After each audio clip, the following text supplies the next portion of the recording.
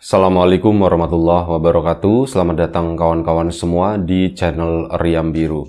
Terima kasih banyak untuk kawan-kawan yang sudah berkenan hadir di channel ini, dan pada kesempatan kali ini ada satu cerita datang dari Mas Mulyadi di Bondowoso.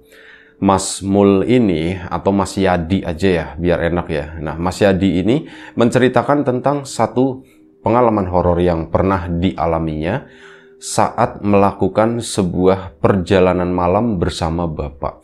Kejadiannya itu tahun 92, di mana Mas Yadi itu kelas 1 SMP. Nah, Mas Yadi sendiri itu anak kedua. Jadi anak bontot lah, sampai sekarang itu ndak punya adik. Nah, kakaknya waktu itu ini udah sekolah di pesantren. Jadi ya Mas Yadi satu-satunya anak di rumah tersebut.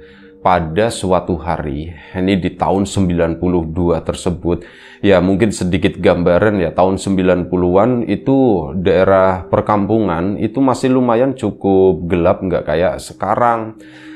Yang namanya pencahayaan itu masih terbatas, lampu-lampu jalan itu hampir ndak ada. Penerangan pun ya hanya mengandalkan itu lampu-lampu dari rumah warga. Listrik udah masuk kampungnya Mas Yadi, cuman itu lampu jalan itu ndak ada. Dan ya itu tadi seperti yang disebutkan, penerangan itu dari lampu warga, dan ya otomatis sangat terbatas ya, kecuali memang ada beberapa warga yang dengan kemurahan hatinya itu bikin lampu jalan gitu ya, narik kabel dari rumah menuju ke, dikasih bambu atau apa, bikin lampu jalan sendiri di depan halaman rumahnya di sana. Ada beberapa yang seperti itu, cuman rata-rata itu enggak. Dan malam itu tahun 92 tadi, ceritanya neneknya Mas Yadi itu lagi sakit ya, lumayan cukup keras, lumayan cukup parah waktu itu. Jadi udah sekitar 2 minggu sakitnya, dan ibunya Mas Yadi itu bolak-balik yang ngurusin, karena nenek dari pihak ibu ya, berarti ibunya ibu. Jadi ibunya Mas Yadi itu bolak-balik ke sana. Lokasinya itu kampung sebelah, cuman ya ibu sendiri tuh bolak-baliknya di siang hari. Cuman setelah 2 minggu tersebut, sakitnya nenek itu nggak kunjung membaik, malah tambah parah begitu kan. Dan akhirnya ya sudah, ibu pun malam itu dari pagi, ibu biasa berangkat, pulang itu sore itu udah pulang. Cuman karena mungkin kondisinya nenek gitu ya, kondisinya nenek makin parah, ibunya pun sampai malam sekitar jam 7 belum pulang ke rumah. Akhirnya bapaknya Mas Yadi kan penasaran, loh ini kok udah jam 7 malam, udah setengah 7 ya waktu itu, setengah 7 kok belum pulang ke sini, udah lewat maghrib, kenapa ya, ada apa ya? Ya pada saat itu kan nggak zamannya handphone, nggak zamannya ya telepon rumah, itu Mas Yadi nggak punya di situ, neneknya juga nggak ada. Biasanya yang punya telepon rumah itu pegawai, ya pokoknya orang-orang dengan status sosial yang agak sedikit ke atas gitu ya. Untuk kaum jelata seperti Mas Yadi waktu itu, boro-boro kepikiran telepon, yang ada kalau mau nelfon ya ke sana, ke telepon koin, itu pun nggak tahu mau nelfon ke siapa. Nah, udah Mas Yadi akhirnya bapak karena penasaran tersebut ngomong sama Mas Yadi sendiri, Mas Yadi kan mau ini ya, dia tuh masih ngaji, ikut ngaji di ada tempat ngaji entah musola atau apa di kampungnya tersebut. Nah ini ibu belum pulang gitu. Iya ya Pak, ibu kok belum pulang? Ya udah, bapak nyusulin ke sana ya. Kamu udah berangkat ngaji aja, kata bapak gitu kan. Terus bapak nyusulin ke sana, ke rumah nenekmu. Iya Pak gitu. Akhirnya sudah, bapak pun ada khawatir ya, ngomong ke Mas Yadi juga, jangan-jangan nenek tambah parah atau gimana, makanya ibumu tuh udah pulang. Nanti bapak ke sana. Tapi bapak pulang kan Pak? Iyalah bapak pulang, masa ndak pulang, nanti kamu tidur sama siapa, kata bapak. Ya wis Pak, aku berangkat ngaji dulu setengah 7 tadi habis maghrib ya. Dan akhirnya sudah, Mas Yadi berangkat ngaji, bapaknya pun pergi ke rumah neneknya sendirian. Dan sebelum kita lebih jauh ke dalam cerita, mohon izin mau promo sesuatu yang nggak nongol di sini tumben-tumbennya, bawang gorengnya Wiji. Mohon maaf lupa tadi nggak siap, nggak sempet nyiapin gitu ya. Bawang gorengnya Wiji, terima kasih untuk kawan-kawan yang kemarin sudah memesan bawang gorengnya. Semoga suka, semoga paketnya sampai di tempat tujuan dengan selamat. Terima kasih banyak untuk kawan-kawan yang sudah memesan. Untuk kawan-kawan yang belum memesan, ya ditunggu pesanannya. Itu terus sama kawan-kawan yang sudah mampir di channel Lapak Horor X Mbah Warmo di sana. Juga terima kasih banyak yang udah subscribe, udah ninggalin komentar, udah nontonin, udah ngasih dukungannya. Terima kasih banyak. Yang belum sempat, ditunggu kedatangannya. Itu aja, kita lanjut ceritanya Mas Yadi tadi. Mas Yadi berangkat ngaji, bapak pergi ke kampung neneknya di sana. Ya jaraknya nggak terlalu jauh sebenarnya, kayak kampung sebelahan gitu doang ya. Bapak pun berangkat dengan naik sepeda. Cuman ya sepedanya bapak itu sepeda begitu apa namanya, sepeda ontel. Cuman kondisinya itu ndak begitu bagus lah. Ada sepeda ini, sepeda mini biasa. Cuman waktu itu dipakai sama ibu buat ke sana. Mas Yadi keluarganya belum ada motor. Di kampung tersebut itu juga motor itu masih hitungan jari lah. Nggak semua orang itu punya. Nah ini bapaknya pergi ke sana naik sepeda. Mas Yadi berangkat ngaji. Sepulang ngaji, bapak itu mungkin sekitar setengah 8 malam. Bapak itu, Mas Yadi pulang ya. Bapak itu udah berada di rumah di sana. Pak, gimana Pak gitu kan, Bapak jadi ke rumah nenek tadi. Iya Di, Bapak jadi ke sana. Nah bapaknya itu posisinya dari duduk itu udah bangun gitu ya, kayak mukanya sendiri, wajahnya, rautnya itu menunjukkan kalau bapak itu lagi cemas gitu kan. Jadi nanya, si Mas Yadinya nanya, Pak kenapa Pak, ada apa Pak? Nenekmu ini Di sakitnya tambah parah katanya. Makanya ibu ndak pulang. Oh ibu masih di sana Pak? Iya ibu masih di sana dan ibu nggak bisa pulang malam ini. Ya udah Pak kita ke sana gitu kan. Kamu mau Di ke sana? Iyalah Pak nenek lagi begitu, yuk kita ke sana. Ya sudah, Bapak juga lagi nungguin kamu soalnya. Udah sana buruan. Mohon maaf ya, masih sedikit pilek, mampet gitu. Kadang suka nutup sendiri itu buat ngomong agak susah. Nah, si Mas Yadi akhirnya apa? Beberes, lepas sarung, naruh buku, kitab, dan sebagainya itu dirapikan. Dan singkat cerita, sekitar jam 8, dan pada waktu itu, Pak, oh ya, agak delay. Karena apa, Pak? Aku makan dulu ya, Pak ya. Oh, kamu belum makan? Aku belum makan, Pak, lupa, Pak. Ya wis, udah kamu makan dulu. Akhirnya ditungguin lah sama Bapak. Sekitar jam 8 malam baru mereka siap-siap mau berangkat. Ya jam 8 itu mereka tuh keluar dari rumah. Awalnya mau naik sepeda, cuman kan Mas Yadi itu udah gede, sepedanya juga geol-geol seperti itu, kondisinya tuh nggak terlalu bagus. Pak jalan kaki aja kata si Mas Yadi. Oh jalan kaki Di, cuman kan lumayan cukup jauh Di. Ya udah apa-apa Pak gitu kan, udah apa-apa udah jalan kaki aja. Soalnya sepedanya begitu, bannya juga udah begitu, kayaknya kempes Pak.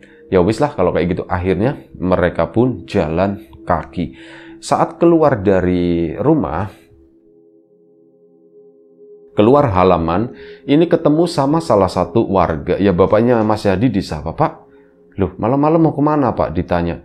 Ini mau ke rumah neneknya Yadi, mau ke rumah mertua.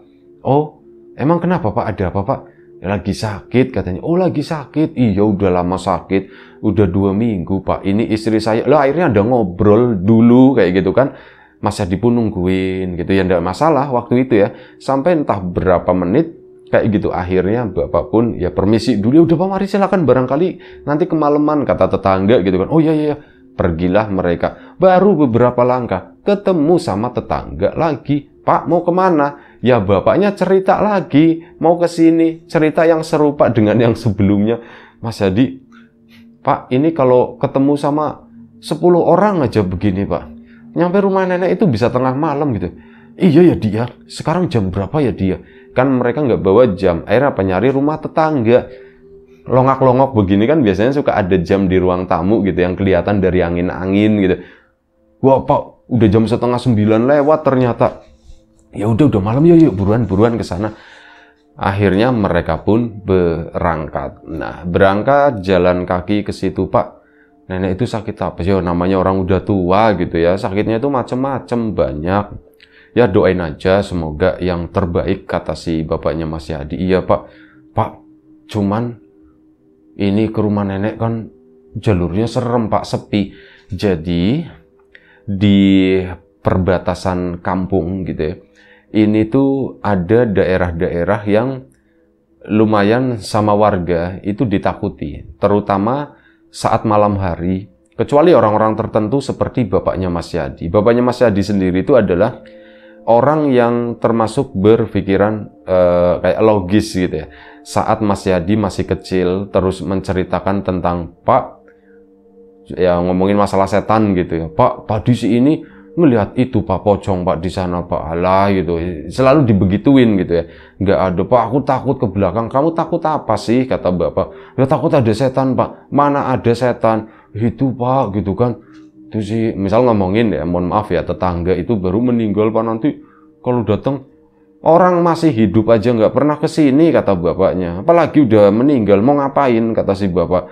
Lagian kalau emang bangun malah seneng kan, kata si bapak. Iya juga, tapi tetap aja Pak, aku takut. Intinya begitu, bapaknya itu nggak pernah dari kecil itu nakut-nakutin, di awas ada ini gitu ya, terus ngebahas masalah setan atau apa, itu enggak gitu ya. Bapak itu kayak berusaha membangun karakter Mas Yadi itu menjadi orang yang berani, yang nggak berpikiran negatif seperti itu, meskipun bapak itu percaya. Maksudnya hal-hal mistis itu ada gitu ya, kayak contoh misal di siang-siang jangan main di kebun, pulang gitu. Ya seperti itulah. Emang kenapa Pak? Ya wis pokoknya gitu, pulang lah kalau siang-siang gitu. Kata orang tua tuh seperti itu. Misal sore masuk udah mau maghrib gitu kan, udah masuk dulu, jangan di luar. Ya kayak gitu tuh masih percaya. Cuman itu kalau ngebahas spesifik masalah hantu atau apa, bapaknya itu enggak tertarik. Nah malam itu pun kayak gitu Pak. Kita kan nanti ngelewatin ini Pak. Ada 2 titik nanti yang menurut Mas Yadi itu lumayan cukup menyeramkan. Itu adalah sebuah jembatan, cuman jembatannya itu jembatan dari bambu. Nggak terlalu panjang memang, mungkin sekitar 4 meteran segitu ya. Jadi dulu itu ada jembatan, cuman jembatannya itu udah ambrol, udah rusak, udah hancur. Jadi sama warga untuk sementara itu pakainya jembatan bambu. Nah, yang kedua itu adalah ada satu kayak semacam kebun, tapi orang-orang itu nyebutnya itu alas, karena kebunnya itu lumayan cukup luas. Alas itu hutan ya maksudnya. Ya kayak gitu, tanamannya pun semrawut, macam-macam, heterogen, nggak cuma satu pepohonan doang kayak gitu. Nah di situ tuh terkenal, katanya itu tuh kayak hutan yang berbisik gitu. Kalau misal ada yang lewat ke situ, berdasarkan cerita-cerita orang, ini tuh suka ada yang manggil-manggil katanya, menurut warga sama yang di jembatan tersebut. Nah itu katanya itu di situ tempat berkumpulnya arwah-arwah penasaran. Ini versi warga yang ngomongin hal tersebut. Ya Mas Yadi ngebuka omongan itu ke bapaknya, Pak begini Pak, di jembatan itu bina, kata si bapak. Yang namanya kayak gitu itu takutnya sama ini, kata si bapak. Bapaknya itu bawa senter. Takutnya sama beginian, kalau diterangin, disenterin ya mereka tuh pada kabur katanya. Oh gitu Pak, oh berarti Bapak itu percaya gitu deh. Emang Bapak nggak takut Pak? Enggak lah, ngapain takut? Bapak aja tadi sendirian kan, ya itu kan masih sore Pak, ya sama aja, gelap-gelapnya sama aja, kata Bapak. Enggak takut gitu kan. Nah, Bapak itu lebih takut sama orang, kata si Bapak, ketimbang sama yang begituan gitu. Maksudnya apa Pak? Rampok Pak gitu. Ya semacam itulah, ketemu sama maling atau apa, itu Bapak lebih takut. Udah kamu nggak usah takut. Mereka pun ngobrol-ngobrol masalah ngaji. Si Mas Yadi juga cerita sekolahnya, cerita di teman-temannya kayak gitu, kehidupannya bagaimana, itu kayak ya untuk ini ya menghilangkan rasa takut juga. Dan memang nggak terasa sampai akhirnya Mas Yadi sama Bapak itu sudah sampai di area atau tempat yang dekat dengan jembatan bambu. Jembatannya itu lokasinya memang, waduh, siang aja itu serem lewat ke sana. Karena apa? Di sekitaran situ itu banyak pohon bambu. Jalanannya ya jalanan tahun 90-an, masih kasar ya, masih kebonan. Samping kanan kiri bahkan di tengah jalan itu juga banyak daun-daun bambu kering. Cuman ya paling banyak itu di sisi kanan kirinya di situ. Sepi banget, yang ada itu cuman suara-suara serangga. Sampai Mas Yadi itu, Bapak kan nyalain senter, cuman senternya kan dikebawahin begini. Nah begitu Bapak nyenterin ke depan sana, di kejauhan sana, mereka berdua itu melihat ada seorang perempuan pakai pakaiannya tuh hitam semuanya. Jadi tahu perempuan itu soalnya apa? Model bajunya tuh kayak kebaya, lebih tepatnya itu kayak orang dulu semacam itu. Kayak baju ibu-ibu dulu yang apa namanya, kayak kebaya-kebaya yang sederhana seperti itu ya, bukan yang kebaya-kebaya buat pengantin atau apa, enggak, tapi untuk keseharian. Dan warnanya tuh hitam, ada coraknya, cuman dia enggak tahu ada batik-batiknya sedikit gitu, seolah-olah itu seperti itu. Nah ini si ibu-ibu tadi, ibu-ibu atau waktu itu belum tahu ya, nenek-nenek, pokoknya perempuan ini, di punggungnya itu ada sebuah bakul yang diikat sama selendang, diikat begini di punggungnya, dan dia itu berjalan sendiri tanpa caping, tanpa apa, rambutnya itu kelihatan diikat di belakang gitu ya. Ini jalan sendiri ke sana, posisinya tuh agak ngebungkuk, sepertinya ini tuh beban. Dan jarak dari Mas Yadi sama bapaknya tersebut itu mungkin sekitar 20 meteran lah di depan sana, 20 atau 25. Lumayan cukup jauh, tapi ya kelihatan. Pak, itu siapa ya Pak ya? Bapak itu diem aja. Ya sudah, diem aja, aku pun ngikutin, dan Bapak itu melambatkan langkahnya. Loh Pak, kok melambat, kata si Mas Yadi. Ayo Pak, udah malam Pak, tunggu dulu, kata si Bapak. Emang kenapa Pak? Nah senter itu nggak ke depan lagi, tapi ke bawah situ. Berhenti dulu, kata si Bapak. Emang kenapa Pak? Nggak apa-apa, katanya. Emang kenapa Pak kok berhenti? Ya malah ditanyain lagi. Udah kamu diam dulu. Udah diam dulu di sini Pak. Kita ngapain Pak? Serem Pak. Ya makin berhenti itu makin serem. Dan Bapak itu dalam hitungan beberapa detik gitu ke depan, ini nyenterin lagi ke sana, ke depan ke arah jembatan, cuman kayak seteralapan gitu ya. Seteralapan itu kayak sesaat doang gitu. Senternya itu dengan cepat kayak nyisir seret gitu. Dan di situ Mas Yadi melihat perempuan itu lagi duduk, bukan lagi duduk, lagi jongkok tepatnya. Ini posisinya di pinggir jembatan di situ. Kok di situ kan, Pak? Ibu-ibu yang tadi jongkok di situ, Pak. Iya, katanya. Terus gimana Pak? Ya sudah, kita tunggu aja, kata Bapak. Tunggu apa Pak gitu kan? Ya tunggu si ibu itu jalan ke sana. Loh emang kenapa Pak gitu kan? Loh, kan tinggal jalan aja. Mas Yadi justru di sana ini nggak kepikiran hal-hal yang seperti itu. Dan bapaknya itu juga kayak nggak mau ngomong itu setan gitu. Itu nggak mau ngomong seperti itu. Jadi bapaknya itu ya cuman diem aja gitu. Udah tunggu aja di sini bentar. Gimana kamu tadi? Nah coba mencairkan suasana. Mas Yadi pun, oh itu Pak ya begini diceritakan sama Mas Yadi. Bapaknya pun serepet gitu ya. Oh di kedua itu masih ada di sana, masih ada Pak gitu. Ya udah kamu lanjut ceritanya. Akhirnya Mas Yadi pun lanjutkan ceritanya. Di serepetan yang ketiga, ini gampangnya ngomong gitu ya, itu serepet ketiga itu hilang, udah nggak ada Pak, udah nggak ada Pak. Ya sudah, ya udah kita jalan lagi yuk, kita jalan lagi. Pak, emang itu tadi apa sih Pak? Sudah, jangan ditanya, jangan dibahas di sini. Akhirnya sudah, mereka pun ke sana, makin deket sama jembatan. Saat mau deket sama jembatan, Bapak itu berhenti dulu. Berhenti dulu, ya Pak, berdoa katanya. Berdoa apa Pak? Berdoa lewat jembatan. Emang doanya kayak gimana Pak? Loh kamu ngaji kan? Pak nggak ada Pak, doa mau lewat jembatan itu nggak ada. Setaunya Mas Yadi, aku taunya doa mau makan, doa mau tidur, doa berkaca, doa mau masuk kamar mandi, taunya begitu. Cuman doa lewat jembatan aku nggak tahu Pak. Emang nggak ada ya dia? Nggak ada Pak. Ya udah sebisanya, kata si Bapak. Jadi sama-sama berdoa bismillah doang mungkin kali ya. Wes aku niat mau lewat ke sini diparingi keselamatan, diberi keselamatan gitu. Akhirnya udah berdoa, udah Pak, ya wis kita jalan ke sana.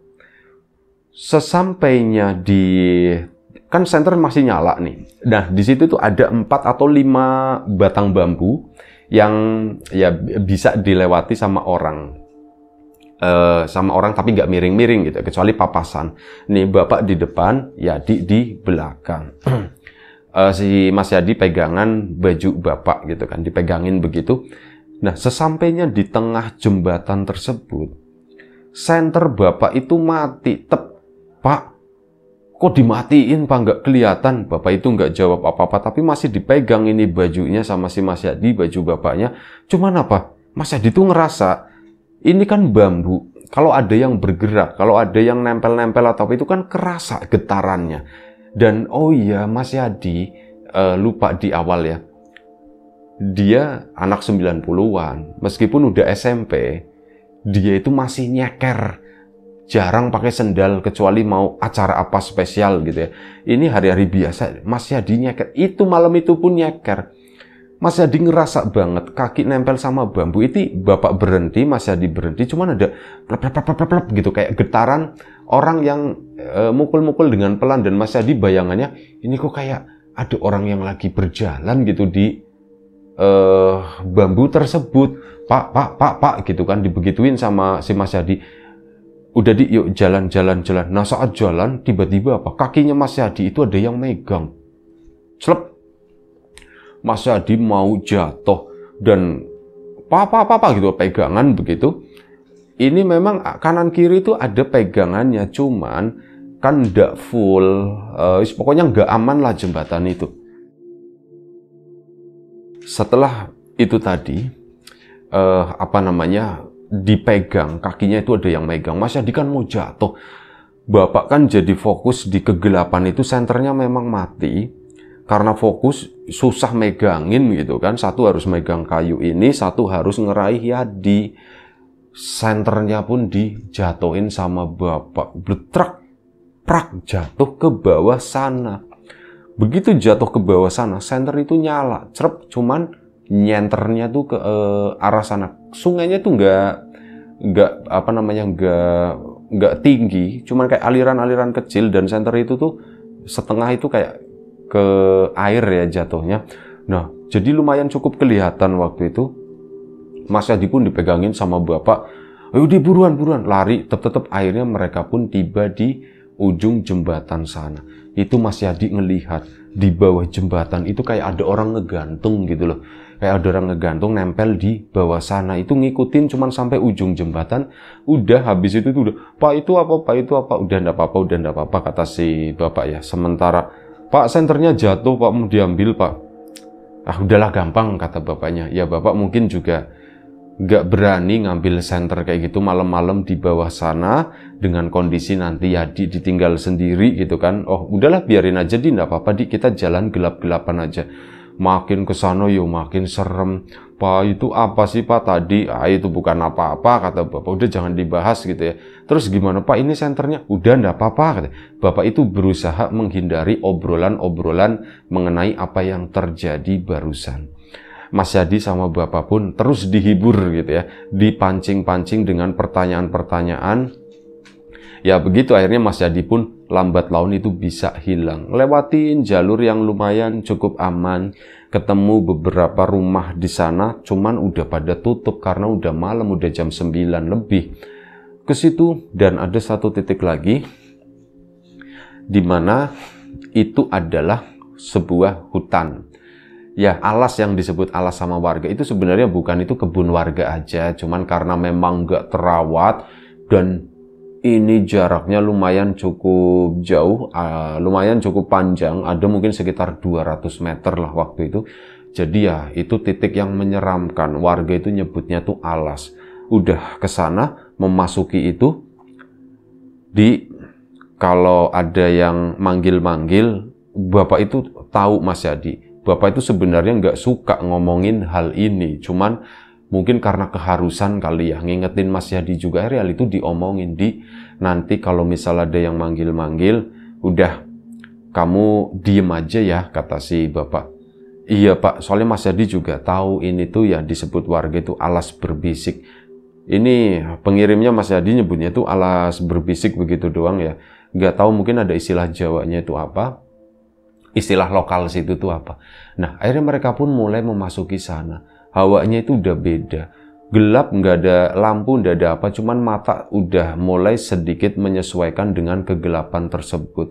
Yang dilihat sama Mas Yadi di depan itu kayak seolah-olah agak sedikit berkabut gitu ya. Cuman udah mereka ke sana, yang terdengar kanan kiri itu suara serangga sama suara angin. Angin itu mulai berhembus itu dari sebelumnya, dan ya angin yang niup daun gitu ya, sek. Ada pohon bambu di sana, ada mungkin pohon jati yang daunnya lebar-lebar, daun-daunan lain.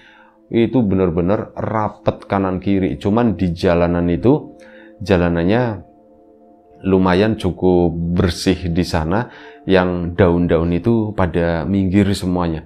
Di situ itu di jalanan tanah aja, itu makanya serem. Kalau misal musim penghujan, di situ tuh becek banget. Ya kalau lewat ke sana itu harus hati-hati, harus minggir-minggir. Nah katanya kalau lewatnya minggir-minggir, nanti itu mereka tuh kayak mendengar suara-suara, ada yang manggil namanya, dan suara itu tuh mirip kayak orang yang dikenal seperti itulah, kayak di film-film gitu ya. Nah Mas Yadi pun lewat ke sana sama Bapak. Sesampainya di tengah itu bener-bener takut. Mas Yadi dari tadi itu pegangan Bapak terus gitu ya. Udah Di, nggak apa-apa Di gitu. Bapak pun sambil ngobrol gitu ya.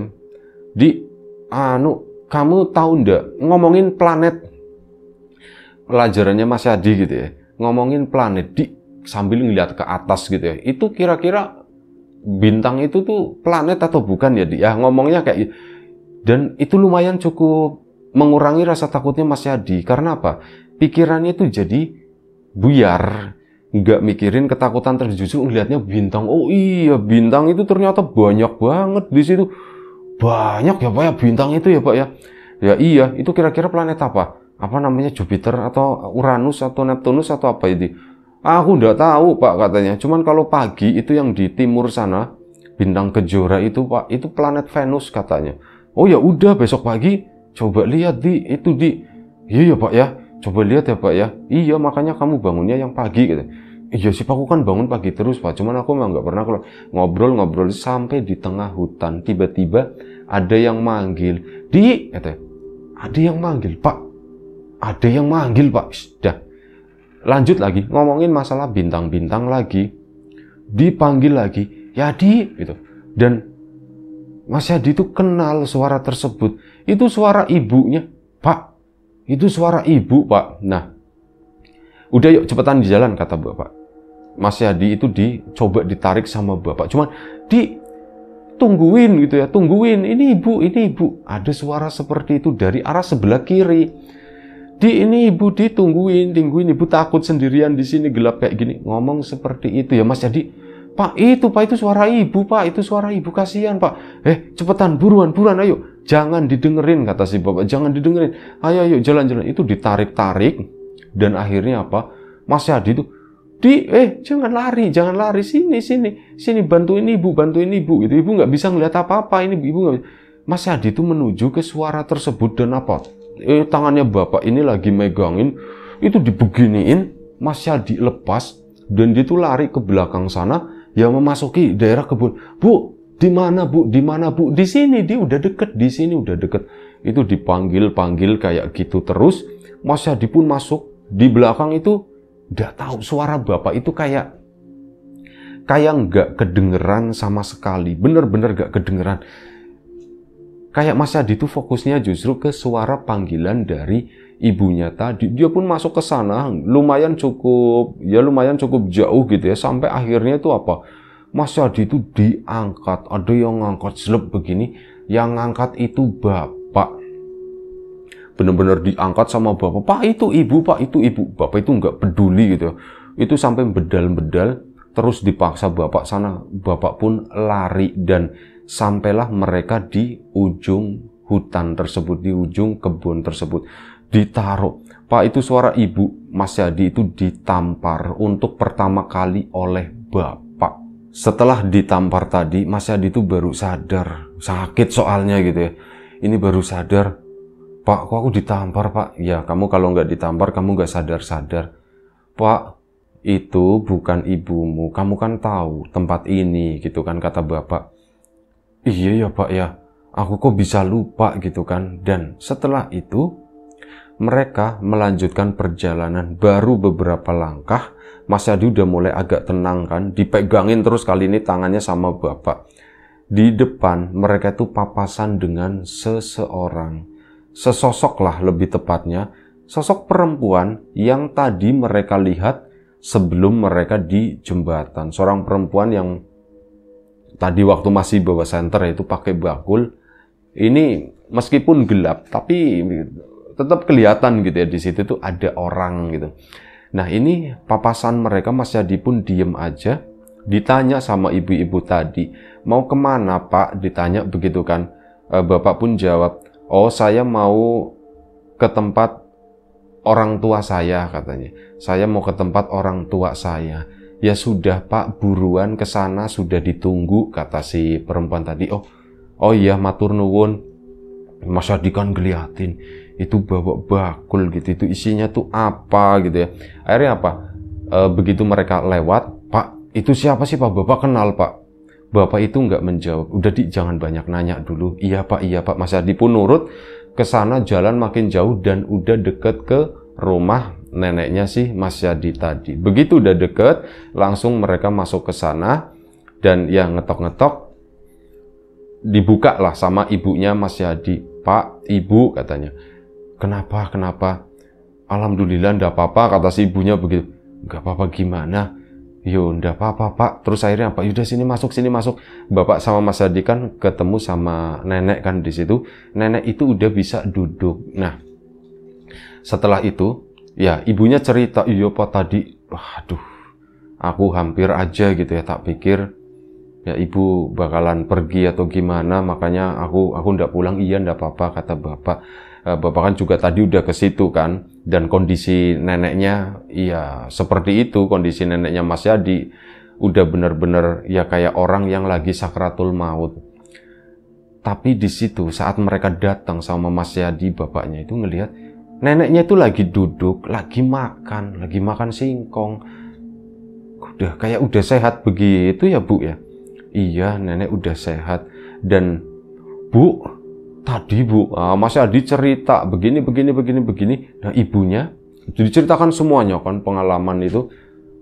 Bapaknya cuman diem aja gitu ya. Setelah itu ibunya Mas Yadi cerita, Pak, tadi juga ada yang aneh, kata si ibu. Kenapa Bu? Ada seseorang yang ya ibu nggak kenal, kami nggak ada yang kenal, itu seorang perempuan Pak. Diceritakan itu adalah bentukannya itu sama persis dengan perempuan yang ditemui oleh Mas Yadi sama bapaknya tadi. Seorang perempuan itu yang bawa bakul di punggungnya itu, tiba-tiba ngetok-ngetok malam-malam dan ngasih sesuatu. Ya yang dikasih itu yang dimakan sama neneknya. Ini buat ibumu, katanya dikasih begitu. Loh, Mbak, ini apa Mbak gitu? Udah dikasih aja sana, udah ndak apa-apa. Itu singkong rebus, masih anget, ditaruh di ya pakai daun pisang gitu ya. Itu dikasih tiga potongan gitu, bro. Terus dikasih sana, dikasih ini sekarang. Loh, berapa ya Bu ya? Ndak usah, gratis katanya. Udah sana, saya buru-buru, saya mau pergi lagi. Akhirnya apa? Si perempuan itu pun langsung buru-buru pergi. Dan begitu bawa masuk ini singkong ke kamar, nenek itu udah tiba-tiba ngelihat gitu. Itu apa Sum, katanya. Mak, ini singkong rebus Mak. Nenek itu bangun, sini bawa sini. Itu loh Pak, kayak gitu. Bapaknya Mas Yadi pun bingung, dari posisi itu udah, kalau bahasa sininya tuh udah cengap-cengap gitu ya. Udah nafas aja itu udah susah gitu ya. Ini tiba-tiba bangun makan singkong. Ini sampai itu, ya namanya nenek giginya itu kan udah nggak ada. Singkong itu dikewat itu kan lama makannya. Jadi dari tadi itu 3 potong singkong itu belum habis-habis. sampai bapaknya sama Mas Yadi itu tiba di sana. Nah, pertanyaannya adalah siapakah perempuan itu? Mas Yadi nggak tahu, bapak nggak tahu, ibunya nggak tahu, neneknya pun nggak tahu. Dan setelah itu neneknya Mas Yadi itu kembali sehat lagi, alhamdulillah, sampai ya kembali hidup normal gitu ya, sampai sekitar 3,5 tahun kemudian baru nenek itu meninggal. Jadi kayak dapat, kalau istilahnya Mas Yadi itu dapat tambahan umur 3,5 tahun lah waktu itu. Dan ya itu malam itu Mas Yadi pun nginep di sana, menceritakan apa yang dialami sama bapaknya tadi, ibunya pun begitu. Ya, bagian menariknya itu adalah mereka semua itu bertemu dengan satu sosok yang sama. Sosok perempuan yang misterius yang Mas Yadi yakini, bapak pun yakin itu bukan orang gitu ya. Tapi siapa dia, tinggalnya di mana, namanya siapa, bapak itu juga nggak tahu.